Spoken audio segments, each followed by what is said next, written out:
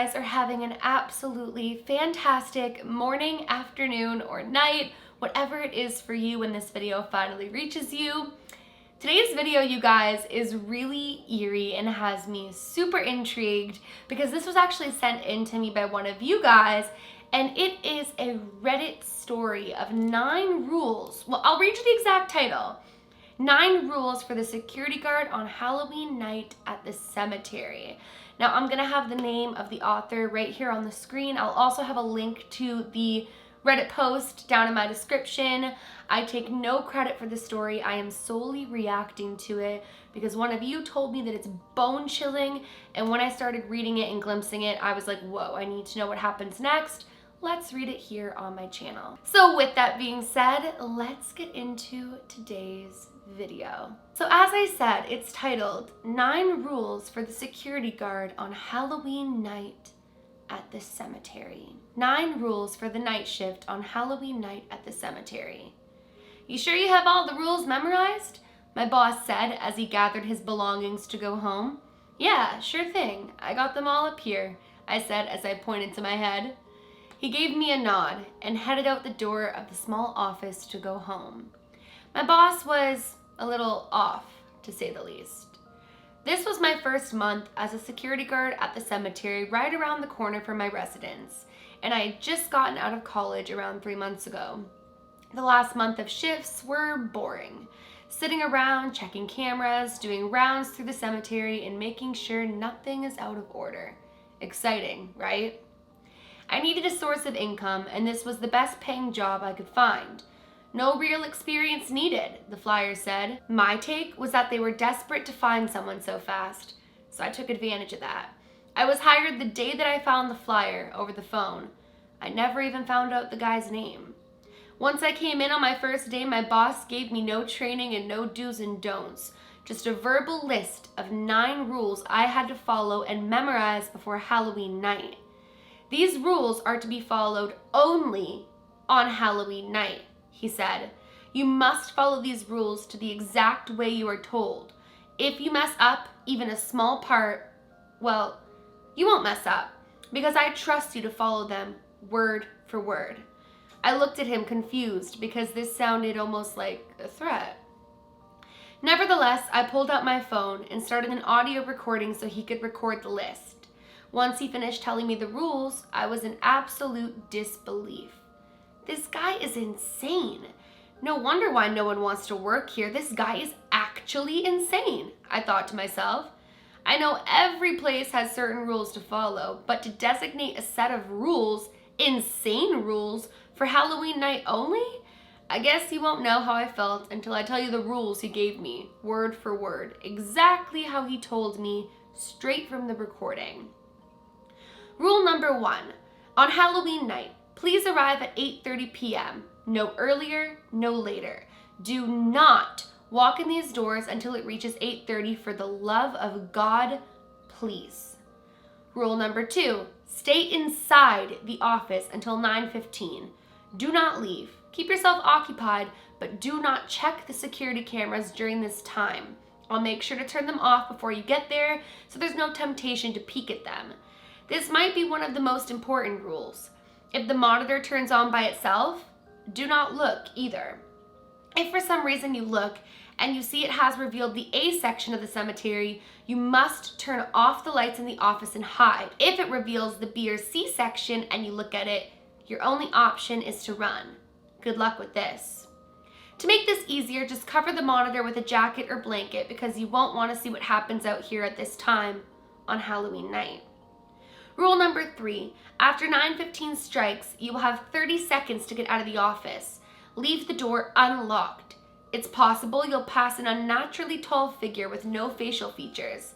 This is not a Halloween costume, and you must tell him, "Good evening," and look at him right where his eyes would be. If he doesn't respond, continue on your way to patrol the cemetery.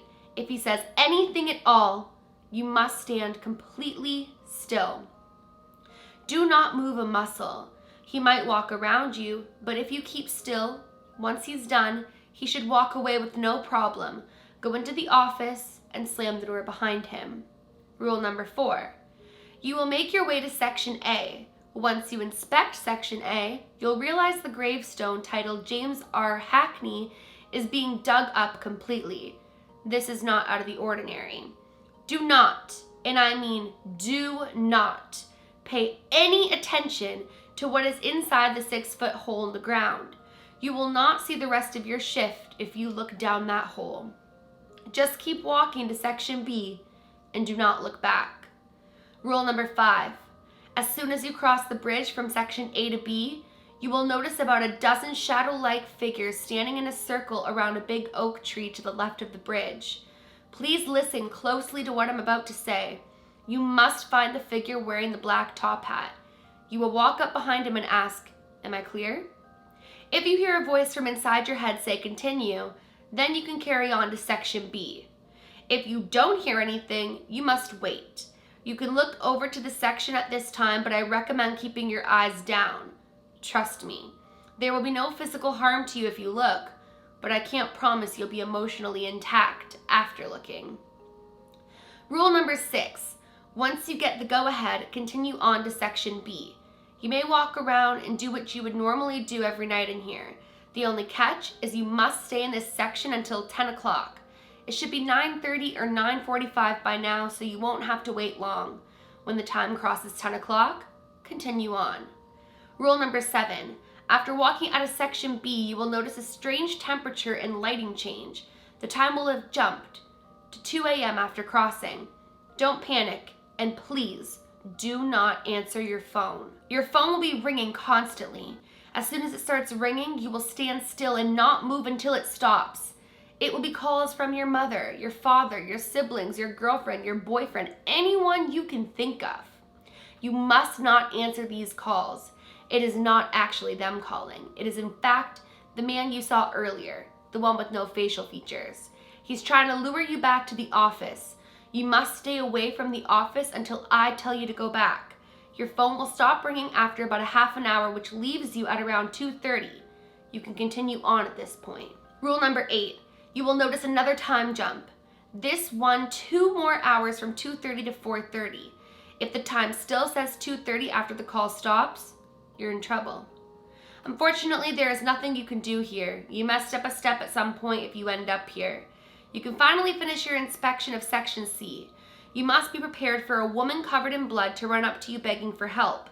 She'll be asking you where her baby is and if you can come fast to help her. Don't be startled, no matter how loud she yells. Tell her you'll meet her outside the cemetery in 10 minutes to wait for her there. She will run off in the opposite direction, and that's how you know you succeeded.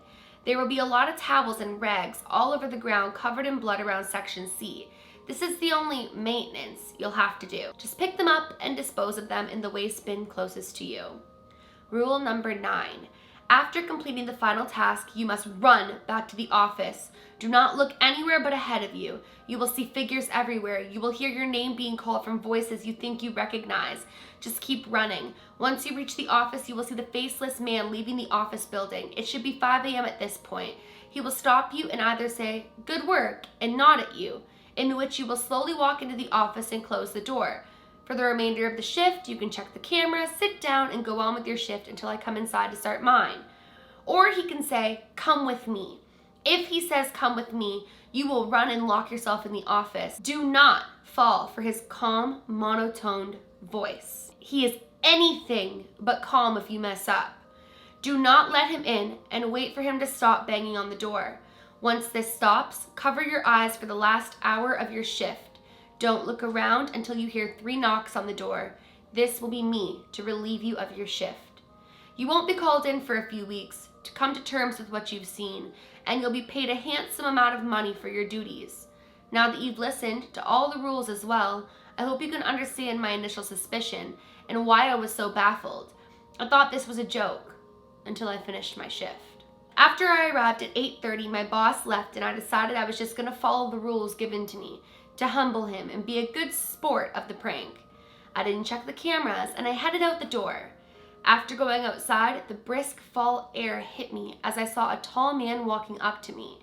I looked at him and he was actually faceless. It looked so real and kind of gave me the creeps. I almost forgot to tell him good evening. He looked at me, well, I think he did, and continued on through the door. I shivered a little as I headed on straight to Section A. I arrived at the entrance and I searched for James R. Hackney's grave, a grave I always saw, as it was the biggest one there. To my disbelief, it was actually being dug up. I felt sick to my stomach that they would go this far to scare me, so I hurried past the grave as a wave of uneasiness came over me. This can't be real, I assured myself as I headed across the bridge to Section B. I scanned for the oak tree, and when I finally found it, I noticed the figures my boss warned me about. I instantly spotted the one with the top hat. I unsteadily scurried over to him and asked, "Am I clear?" No answer. As I stood there waiting for an answer that never came, I decided to look away from the man and peek over to Section B, because surely the pranksters wanted me to look since they warned me against it. I froze and felt pins and needles in my hands as I saw myself standing there in the distance. What looked like me, except I was taller, covered in blood. As the figure that presumably was me stared back, it let out a screech and started running towards me. I was startled and absolutely mortified by this and turned around to run. I looked back, and as it reached its arms out, it completely vanished. As soon as it vanished, I heard a voice from within my head say, "Continue."